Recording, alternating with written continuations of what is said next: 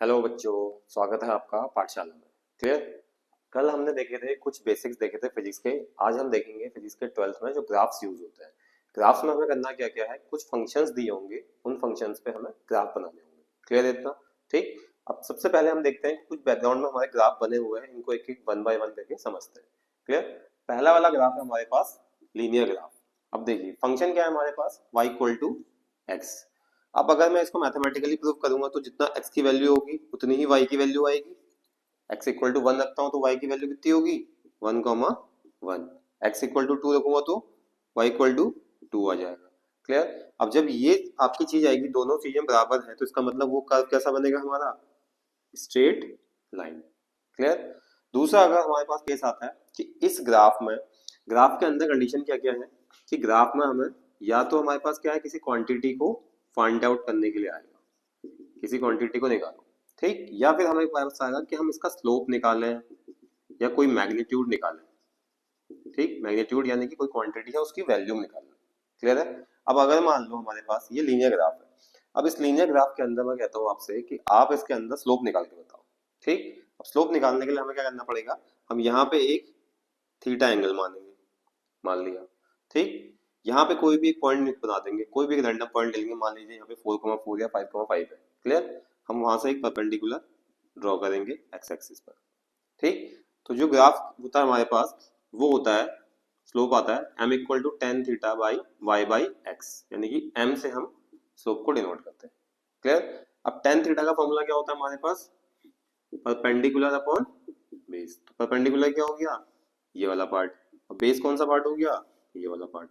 अब देखिए, अब जितना हमारे पास क्या होगा, थीटा पे हमारा स्लोप डिपेंड करेगा। ठीक। अब मैं कह दूं आपको कि यहाँ पे अगर हमने इस थोड़ा सा कर्व को ऐसे कर लेंगे, ठीक है, ग्राफ कुछ ऐसा बना दिया, अब हमारे पास थीटा क्या होगा, इंक्रीजिंग हो गया, इंक्रीजिंग हो गया। यहाँ से हम परपेंडिकुलर डाल रहे हैं तो डिस्टेंस हमारी क्या हो जाएगी, छोटी हो जाएगी। क्लियर। तो जितना थीटा बड़ा होता जाएगा उतना स्लोप कम होते जाएगा। इतना क्लियर है। ठीक। अब हमने करना क्या है, दूसरी कंडीशन है हमारे पास कि अगर मैं कह दूं आपको कि हमें कुछ पॉइंट दिए ग्राफ के अंदर, कुछ पॉइंट पे हमें क्या निकालना है, स्लोप निकालना है। ठीक है। अब स्लोप निकालने के लिए हम क्या करेंगे, एक, ठीक, एक पॉइंट मान लिया हमने यहाँ पे, एक पॉइंट मान लिया हमने यहाँ पे। इस पॉइंट पे हमारे पास क्या है, x1, y1, इस पॉइंट पे है x2, y2। ठीक। यहाँ से हमने परपेंडिकुलर डाला। क्लियर। यहाँ से हमने इस पे ये करा, पॉइंट बनाया। ठीक। अब यहाँ पे हमारे पास जो डिस्टेंस आएगी वो कितनी आएगी, y2 माइनस y1। ठीक, ये वाली डिस्टेंस होगी। नीचे वाली डिस्टेंस क्या आ जाएगी, x2 माइनस x1। तो स्लोप क्या आ जाएगा हमारे पास, m equal to y2 minus y1 upon x2 minus x1। ये था हमारे पास लीनियर ग्राफ का स्लोप। इतना समझ में आया। ठीक। अब हमने करना क्या है, दूसरा ग्राफ है हमारे पास क्वाड्रेटिक फंक्शन का। इस टाइप का कोई फंक्शन दिया होगा, अब आयदा इसमें मान लो हमारे पास y equal to 4x square दिया है, y equal to root 2x square दिया है, तो हमारे पास फंक्शन में कांस्टेंट की वैल्यू से इंपैक्ट नहीं पड़ेगा, ग्राफ आपका एज इट इज जैसा है वैसा बनेगा। क्लियर। ठीक। इसे हमने क्या दिया, एक कर्व्ड शेप में ग्राफ दिया। अब वो कहेगा कि भाई इस ग्राफ के अंदर हमें स्लोप निकालना है। स्लोप निकालने के लिए हम क्या करेंगे, इस ग्राफ के अंदर टेंजेंट का यूज करेंगे। ठीक। तो टेंजेंट के बेसिस पे यहाँ पे एक थीटा बन जाएगा। ठीक, इतना क्लियर है। दूसरी कंडीशन और है स्लोप की कि थीटा आपका ग्रेटर देन 90 होगा तो स्लोप होगा वो नेगेटिव बनेगा। थीटा अगर लेस देन 90 होगा तो स्लोप पॉजिटिव बनेगा। इतना क्लियर है कि थीटा 90 से बड़ा होगा तो स्लोप आपका कैसा आएगा, नेगेटिव। थीटा 90 छोटा होगा तो स्लोप हमारा पॉजिटिव आएगा। ये आपको बात ध्यान में रखनी है। क्लियर हो गया। उसके बाद मान लो हमारे पास कोई सा भी ग्राफ है, इस टाइप से कोई ग्राफ बन के आ गया। ठीक। अब इस पे अगर हमें इसके कुछ पॉइंट्स पे हमें क्या करना है, स्लोप निकालना है। ठीक। तो हम क्या करेंगे, सबसे पहले जिस जिस पॉइंट पे हमें स्लोप निकालना होगा वहां पे हम एक टेंजेंट ड्रॉ करेंगे। टेंजेंट मतलब टेन थीटा।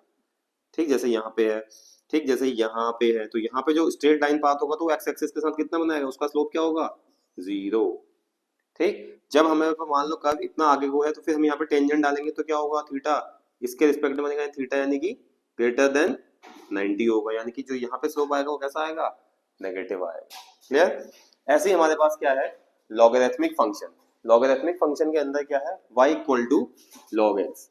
अब log x का फंक्शन जो दिया है, इसमें भी अगर हमें स्लोप निकालना होगा तो हम कैसे करेंगे, कि यहाँ पे थीटा एंगल ड्रॉ करेंगे, यहाँ पे पॉइंट पे निकालना है तो हम यहाँ पे थीटा ड्रॉ करेंगे, यहाँ पे निकालना है तो यहाँ। क्लियर? ऐसे करके हम ग्राफ्स का स्लोप निकाल लेंगे। क्लियर है? ऐसे हमारे पास साइन फंक्शन है। साइन फंक्शन का क्या है? साइन का ये रहा। साइन के फंक्शन में क्या होगा? स्टार्टिंग से 0 से लेके पाई तक। ठीक, ये है हमारे पास साइन का फंक्शन। ऐसे हमारे पास कॉस का फंक्शन आएगा तो वो कैसे आएगा? कॉस का फंक्शन कहां से स्टार्ट होता है? नेगेटिव से। क्लियर? इतनी बात समझ में आई कि हमारे पास साइन कॉस का फंक्शन कहां से होगा? नेगेटिव से स्टार्ट होगा। क्लियर है? उसके बाद ये रहा हमारा साइन का फंक्शन, ये लॉगरिथमिक, ये क्वाड्रेटिक, ये हमारे पास ग्राफ रहेगा। क्लियर? अब अगर मान लो मैं कह देता हूँ आपको फ्रीक्वेंसी इक्वल टू 1/t, इसका ग्राफ बनाना है। फ्रीक्वेंसी और 1/t टाइम पीरियड का ग्राफ बनाना है। अब ये इनवर्सली प्रोपोर्शनल है तो इनवर्सली प्रोपोर्शनल ग्राफ कैसे बनेगा हमारे पास? इस टाइप से, टाइम और फ्रीक्वेंसी। अब एक कंडीशन हमारे पास और आ गई। ठीक है, एक कंडीशन हम और मानते हैं। मान लीजिए कोई भी ऐसी क्वांटिटी, जैसे फोर्स का फॉर्मूला होता है तो वो इनवर्सली प्रोपोर्शनल टू 1/r² होता है डिस्टेंस का। अब अगर मैं फोर्स और डिस्टेंस के स्क्वायर में बताऊंगा, ठीक, कोई से भी लॉ के अकॉर्डिंग, चाहे आप ग्रेविटेशनल लॉ ले लो, चाहे कोलम्बियन फोर्स ले लो, ठीक, तो कैसे बनेगा उसका ग्राफ भी? ये उसका भी ऐसा ही बनेगा। क्लियर? एक दोनों को अगर हम कंबाइंड बनाएंगे तो एक पॉइंट ऐसा आएगा जहां पे वो क्या करेंगे? इंटरसेक्ट करेंगे। ऐसा कोई एक पॉइंट आ जाएगा दोनों कंबाइंड बनाने में जहां पे वो इंटरसेक्ट करेंगे। तो ये थे हमारे बेसिक्स ग्राफ के, जो हमारे पूरे फिजिक्स में काम आएंगे पूरे साल भर। क्लियर? इसके बेसिस पे हम आपको और भी कई सारे ग्राफ बताएंगे, जो ग्राफ आते जाएंगे हमारे पास। ठीक, बाकी जो पैरामीटर्स हमारे पास आते जाएंगे उनके अकॉर्डिंग हम ग्राफ ऑन द टॉपिक वहीं पे ड्रॉ करके दिखाएंगे। ठीक, तो आज के लिए हमारे पास ग्राफ में इतना ही था। ठीक, कल दूसरा बेसिक्स हम देखते हैं फिजिक्स का। Thank you.